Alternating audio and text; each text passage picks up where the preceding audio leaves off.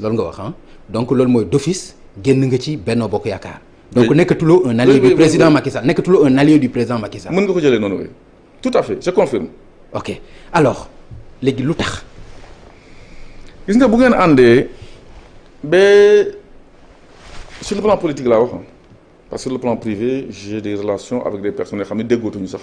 mais privé kooku ça n'a rien parce que politique warul yàq suñu diggante. ok c'est le cas de mon confrère Ousmane Ngom xam nga man sama premier parti politique mu ma duggoon c'est le PLS. yàq suñu diggante. moo ngénte sax sama taw. Mais sur le plan politique c'est terminé quand il est revenu à la maison du père amoon nañu donc sur le plan aussi de Benno Bokk Yaakaar bu fekkee ni bokkatu leen vision sur certaines choses sur certaines règles. Vaut mieux nga alléger leen dem. Et c'est ce que je fais. d'accord je le fais en direct. mais est-ce que anticiper wuloo est-ce que xalaatuloo woon ni dañu jëmoon ci dàq la moo tax nga jël nga anticiper comme ça ni ce discours bi nga jël ni est-ce que jàppuloo ni gis nañu ne non maître termine man dama bëgg ñu déglu voilà dañuy déggoo sax est-ce que xam nga ni sa ay sorties nekk na ay sorties yoo xam ni kenn mënu ko comprendre ci un allié ou bien un militant pare nañ pour dàq la nga bëgg a jël les devants est-ce que du moo tax nga génn fi nga génn. boo nee kenn mënu ko comprendre c'est parce que tu seras désagréablement surpris. ñu seetaan dans le futur si oui ou non les Sénégalais kenn mënu ko comprendre kenn mënu ko comprendre. faut pas parler à la place des Sénégalais. mais da nga koy def souvent. boobu non dama ne Sénégalais yi xam nañ li ma def da ngay wax. non dama ne boo mënee wax au nom des Sénégalais. Pape man aussi Pape dama ne. man moom Sénégalais yi moom Sénégalais yi kenn moomu leen. bul naan kenn mënu ko comprendre ay ñu ko comprendre bari te ça da nga ci teg sa bët. weddi gis bokku ci. mais dañ la doon dàq moo tax nga bëgg nga jël les devants. yow boo jëlee les devants toog ba ñu dàq la ñu ne wéy da nga doon victimiser wu ñu dàq la boo jógee avant ñu lay dàq nga wax mais qu'est-ce que vous voulez.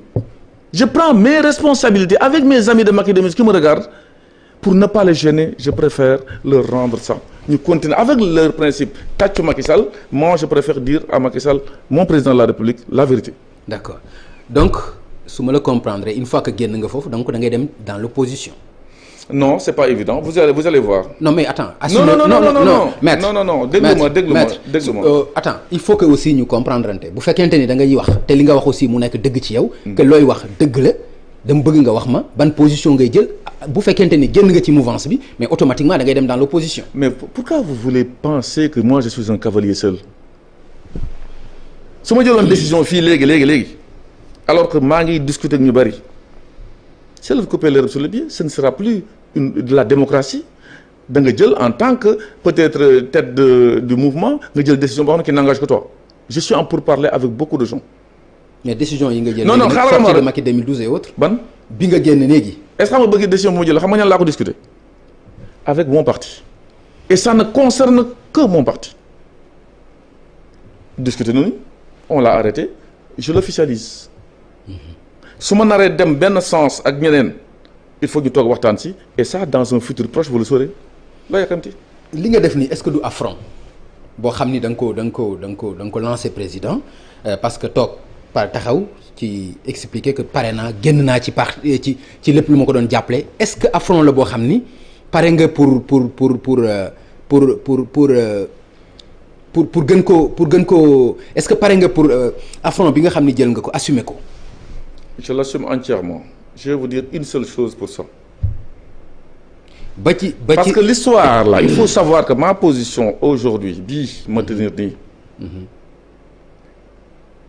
ça date plutôt de gouvernement boobu ñu ko fondé ba ñu apprendre ñu bëri. xam nga dañoo woote dialogue national politique national ñëpp toog di waxtaan. ndeket y a un dialogue in petto.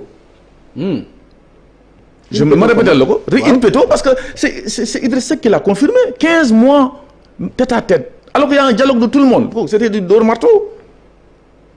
Pape je te le dis. Les Sénégalais n'ont pas aimé. Vous faites que en tant que journaliste, mais ça n'engage que toi. C'est une surprise.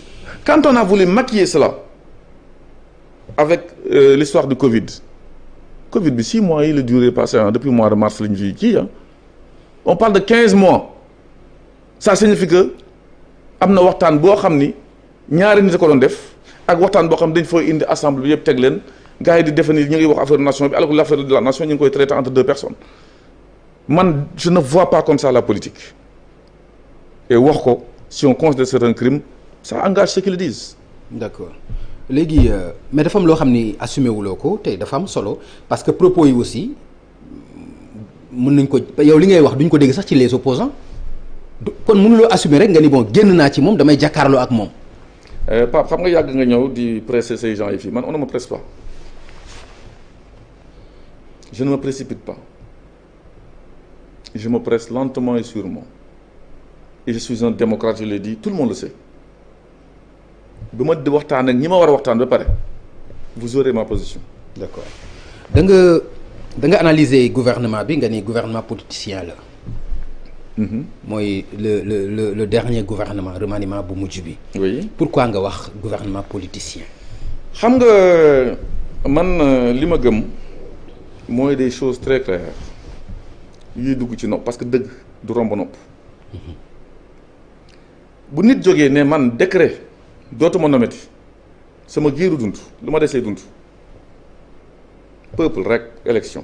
mais da nga am problème personnel ak Idrissa Seck. Écoutez man je n'ai pas de problème personnel. donc je suis en train de combattre tous ceux qui tergiversent sur le plan politique des transhumants machin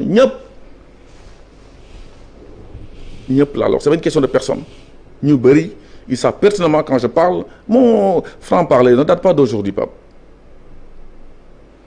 donc boo waxee loolu gor ci wax ja boo nee conseil économique et social au conseil des collectivités territoriales c'est des trucs budgétivores dañuy yàq xaalis foofu di pasar yow yaay mujj nekk président bi c'est pas contradictoire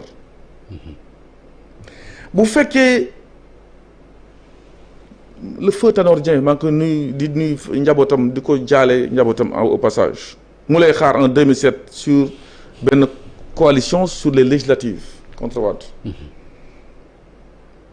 nga trahir ko on te voit aux audiences de midi parce que nguur nga gëm vous êtes né pour être président je cite et le président Wade le savait